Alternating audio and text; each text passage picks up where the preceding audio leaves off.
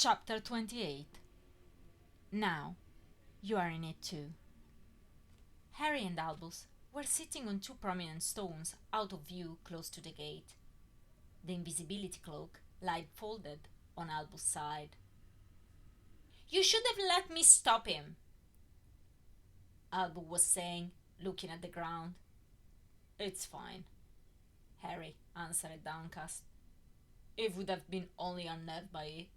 I don't want to force him to say bye if he doesn't feel like." He had failed on every line. James hated him still, and he hadn't found a way to overcome that hate. It was already past repair. His son's eyes told him more than his cutting words could do.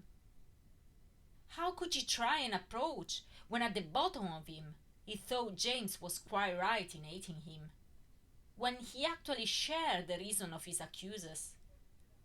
If he couldn't forgive himself first, how could he expect his son to do so? He hadn't found the words to talk to him. Under his venomous gaze, he had faltered. He hadn't found the strength to defend himself. James was lost forever. "He's a jerk," Albus murmured darkly. Harry smirked. "He is not." Silence lied on them. It was still chilly, but time to time the sun made way between the clouds, announcing spring approaching. Almost all the preparations for Harry's trip were complete, and in a couple of days he was planning to be off. Despite he would have seen the boys in summer, and perhaps also over Christmas, as if being in England, coming to the point, he felt reticent in this leave-taking. He was still doubtful whether this was the right choice. He could see the necessity of it, but it meant as well to be far from all those people that were important to him. He was condemning himself to loneliness, being far from his sons for the sake of being free. What more, he was forcing them to choose between England and a remote spot abroad, far from the borough and friends.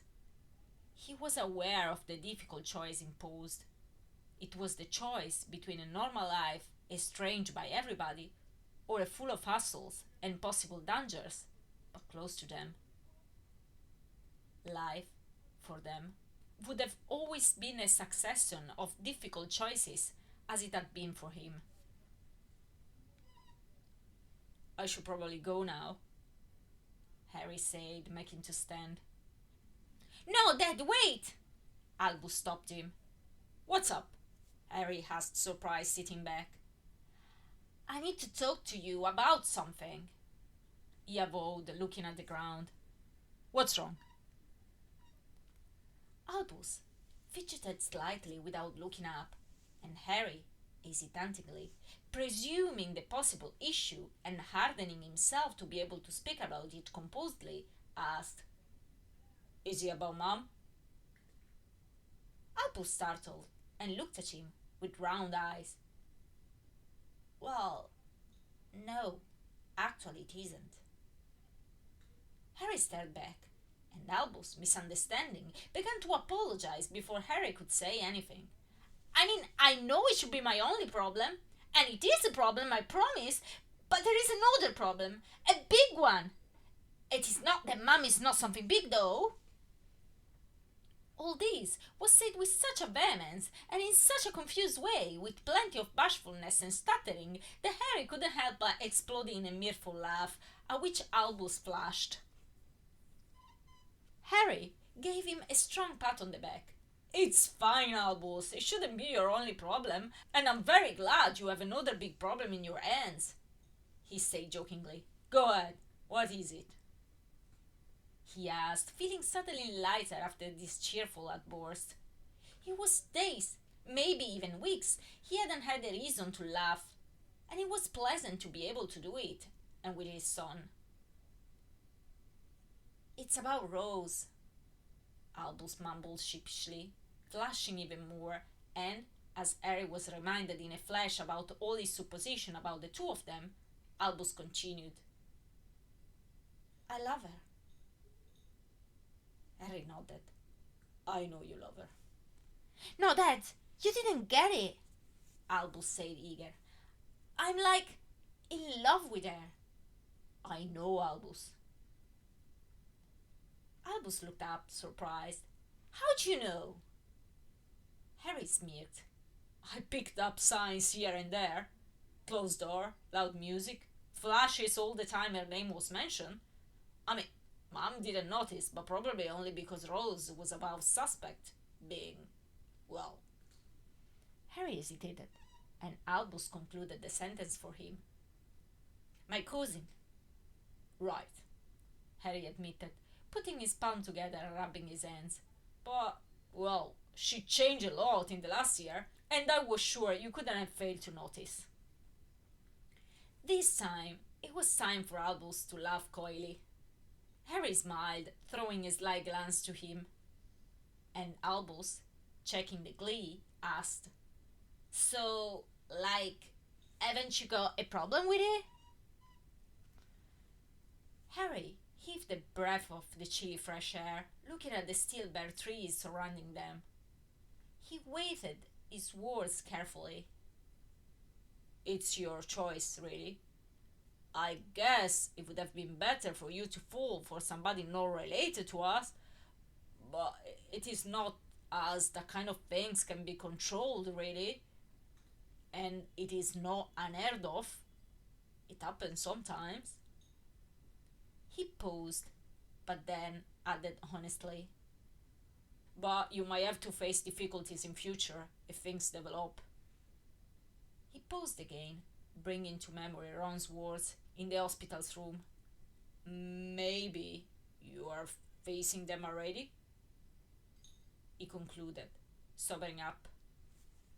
Albus nodded, wavering. Uncle Ron?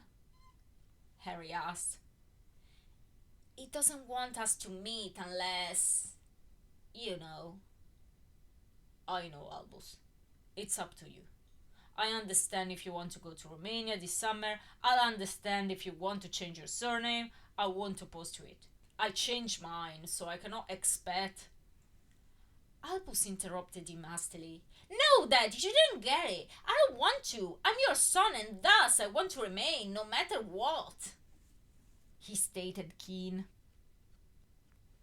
Harry felt a warming sensation in his chest, very well needed after James' debacle.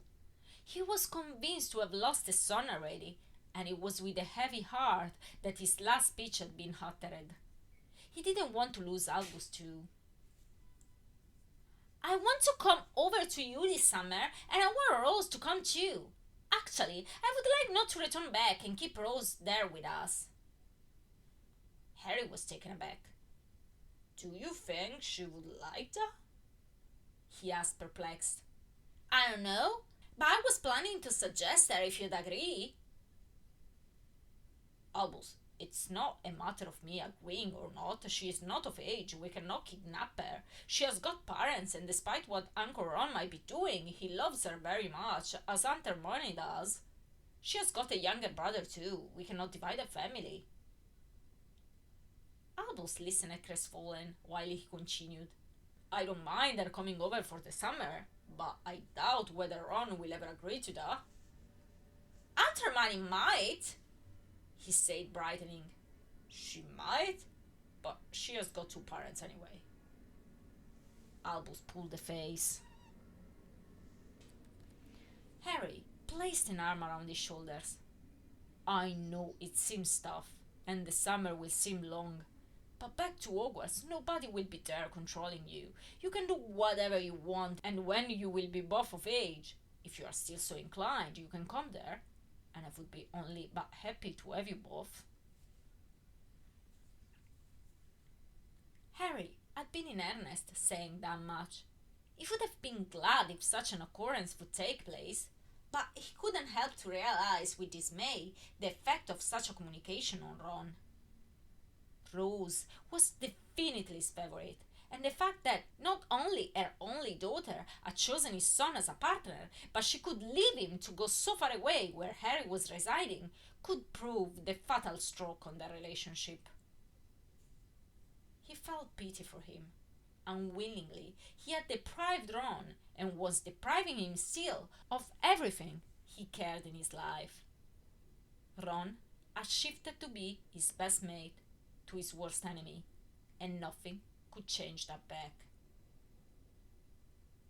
Albus nodded, a bit dejected. She's suffering a lot from it. Uncle is giving her a hard time. That girl is even too honest. She should start to lie. She's 14. It should come as easy as drinking a glass of water, Harry said, smirking. However, be sure that Aunt Hermione will intervene very soon. Tell her to write to her mother. She will put a stop to it, he concluded, standing up. In the meanwhile, enjoy her company as much as possible now. You have my permission to lie to the world in general, and to Uncle Ron in particular. Be very mindful about birth control. Albus flushed scarlet. Dad, we didn't yet. Didn't you? Harry exclaimed, surprised. Oh, well, for when it will happen then. And flushing more and more by the minute, Albus mumbled. On that regard, I wanted to ask you something. I mean, I would have asked James, but I'm sure the jerk would take the piece. Go on. Harry encouraged him, sitting down again. And Albus, gathering all his strength and courage, accosted his mouth to Harry's ear, and full of embarrassment, uttered his concern. Harry gave way to a burst of amusement so intense it brought tears to his eyes, making Albus vexed in a second. Don't laugh! This is serious! I'm sorry, Harry stammered, trying to check his mirth. It was only unexpected, that's all. It's normal, don't worry about it too much. I might almost consider it a good sign. He continued, still snickering, stroking Albus' head, was still a bit of a frown, and was still as red as his flaming hair. I must go now, he said, once the amusement had subsided, standing up. This chat, despite touching some delicate topics, had been refreshing to Harry. Speaking to Albus had always the power of turning him in a better mood. But there was a last difficult topic to affront, and gloom was hovering already at the thought of it. Albus, I'd like you to do me a favor. Of course, Dad, Albus answered, eager, standing up too. Harry dipped out from his pocket a small brown parcel. I wanted to give this to James on parting, but, well, being him not here, you might do it for me. It's for his birthday. Albus received the parcel from Harry with a frown. Me and Mum picked it. She wanted to come here and give it to him personally. And I know it's not the same receiving it from me, especially now. Dad, he's a gay. You shouldn't listen to him, Albus interjected eager. No, Albus, he's not. He's right. I failed you and Mum. You didn't! Harry didn't argue back and pulled his son in a hug. Goodbye, Albus. Take care. And take care of James too. You are indeed younger, but you are nevertheless more mature than him. Dad, he's only upset. He doesn't mean anything of what he said. Harry shrugged sadly. I don't know. He never understood how much I... The words died in his throat as an acute pain overcame him. He closed a moment his eyes to keep it in check. Albus, looking at him concerned, with the parcel in his hand, replied bleakly, I know. It's the same for me with Rose. Harry nodded and sighed dismally. So, now, you are near too.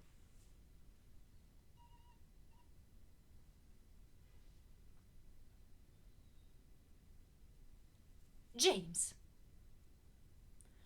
I didn't manage to play after that. I tried, but I couldn't even see the bludger. There was still too much of a mess in my head. When it becomes glaring my presence isn't adding to the game, I excuse myself, blaming something, I'm not sure what, and I lie in the grass staring at the cloudy sky, which, by degree, helps my mind to grow calmer, knackered by the internal fight. The two voices are quiet and out of breath. A bleak quietness takes the place, racking my spirit, enveloping me completely and bringing me to think that there is no way out from this uneasiness. Every choice I take is wrong. It only leads to more panic, more misery, more destruction. There is really no way out. I suddenly start to feel not at all well. A queasiness is building up very fast. I close my eyes in an endeavor to keep it down, and it's at that moment that somebody jerks me up coarsely from my shirt and sucks me up straight on the face. Bloody hell! The pain and the surprise take my breath away. I clutch my nose where I can feel blood tickling down. I have not the time to do more than that, however, that I get another one. I hear around me people shouting and Francis bellowing at rage. What the fuck are you doing? I stagger up, grasping the person that is attacking me by the shirt. I use what Dad taught me in one of our trainings, and hooking his leg with mine, I bring him to the ground. I'm about to give back what I received when I realize who is hitting me. My fist stops just 2 inches from 2 intense green eyes glowering at me. Bewilderment overpowers me. It takes profit of my surprise to shake me off and suck me in the stomach. You jerk! You moron! He shouts while hitting me. You don't deserve anything! How could you? I try to block him without hitting him, but he is so mad I'm having difficulties, especially because the last sock was really well directed to my stomach. Fortunately, Francis and Patrick managed to grasp him by the shoulders, pulling him roughly away. What the hell do you think you are doing? I barked, taking back my breath, all sore, trying to stop the blood running down my nose with my sleeve. Around us, half Hogwarts are scattering in an excited buzz. Francis and Patrick are still keeping him by the shoulders, their expression aghast. Albus is usually one of the mildest creatures on earth, and this turn of events really surprised them. I see Rose making her way toward us, and Longbottom, not far off, has spotted likewise the confusion. What's going on? She asked, looking from my bloody face to Albus, immobilizing my friend's clutch. Albus attacked James for no reason, just like that. Patrick answers, not releasing him. She observes Albus puzzled. Why? She asks him, but he doesn't even see her. He's still staring darkly at me. The rage is gone though, and sensing it, Patrick and Francis let him go. You are a piece of shit, and you make me sick! He spouts with virulence. He shoves his hand in his pocket, and for a moment I'm sure he's taking his wand to jinx me. But he digs a brown square box for it and throws it at me. I catch it while he adds, It's for you, and you know very well from whom. Enjoy! He finished up spiteful, turning his heels and marching away between the crowd that opened up for him. Rose glances at me preoccupied, but then follows Albus. I observe the small box. I'm surrounded by people muttering, but I'm alone, or so it feels like. Francis and Patrick are beside me, asking and commenting flabbergasted, but I cannot make out what they are saying or what anybody else is saying. Longbottom are caught up, and he's asking something too, saying something, but it's like being in a bubble. All the sounds are coming distorted. I'm too taken by the parcel in my hand. A strong suspicion about the content makes its way. And I hope to be wrong, because I'm scared about what reaction it will provoke in me. My suspicion becomes a fast certainty when I peer inside, and I see a glimmer that confirms it. There is also a note. Only 3 words, but those 3 words, combined with all the emotion accumulated in the last 2 hours, are suddenly too much to bear. A sickness builds up very fast, and I puke there, missing Patrick's shoes only by an inch.